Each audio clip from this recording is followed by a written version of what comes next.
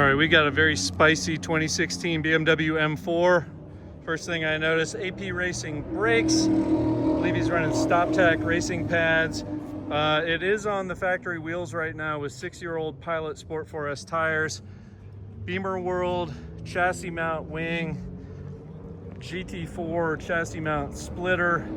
It is tuned with a custom tune for linear power delivery. We've got racing seats, harnesses, half cage, and maybe my favorite thing, CAE shifter. It is a manual. With the right tires, this thing would go real fast today. With the wrong tires, hopefully we're gonna have a lot of fun. Welcome to another One Lap review here at our home track of Atlanta Motorsports Park in Dawsonville, Georgia.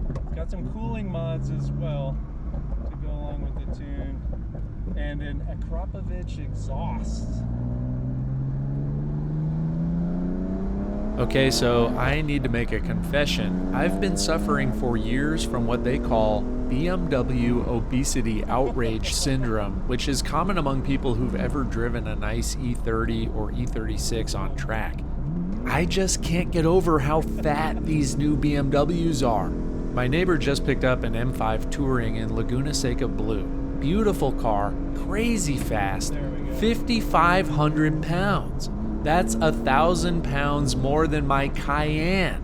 The only cure, I'm told, is through exposure therapy, so even though I think this 2016 F82 is at least 300 pounds overweight at 3,500 pounds, I'm going to try to have an open mind. A little incident, it looks like.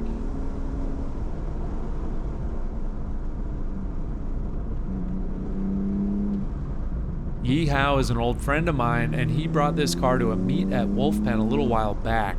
I was dying to try it out on track, so I'm really excited for the opportunity. Right, keep that in mind, we do not want to wreck his splitter. Woohoo. All SPL suspension stuff, so all the control arms, literally everything. I think it's all monoball. No rubber left in the suspension.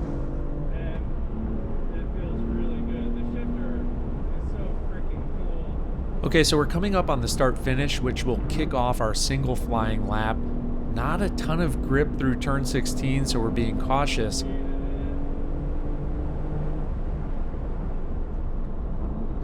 A really good lap time for a street car around here is a 1:32, but the weak link here is the tires, so we'll need to temper our expectations.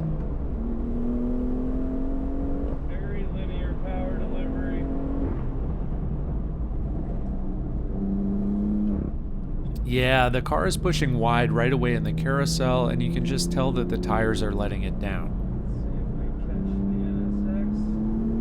These old Michelin Pilot Sport 4S tires are definitely holding us back. A Michelin performance tire is kind of like pizza. Even when it's bad, it's pretty good. But age and heat cycles take their toll, and these tires are way past their prime. With fresh 200 treadwear tires, this car would easily go sub 130 out here, but we're probably going to fall way short of that today. The good news is the rest of the car is pretty phenomenal. Good steering feel, really nice power delivery that almost feels naturally aspirated thanks to the custom tune. The boost builds in a really predictable way, so you don't feel like you have to be careful about managing the throttle even with crappy tires. I love being strapped into a racing bucket seat when I'm going for a lap time, but that setup does detract from the streetability of the car. Which is funny because from a distance, this thing is a sleeper, especially with the stock wheels. Well, the Arrow is doing its thing.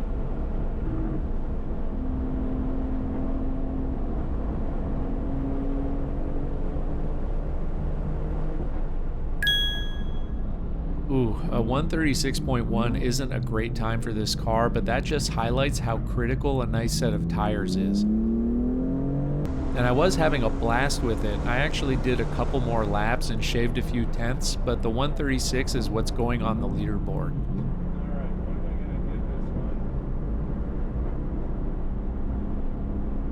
We give it an 8.8.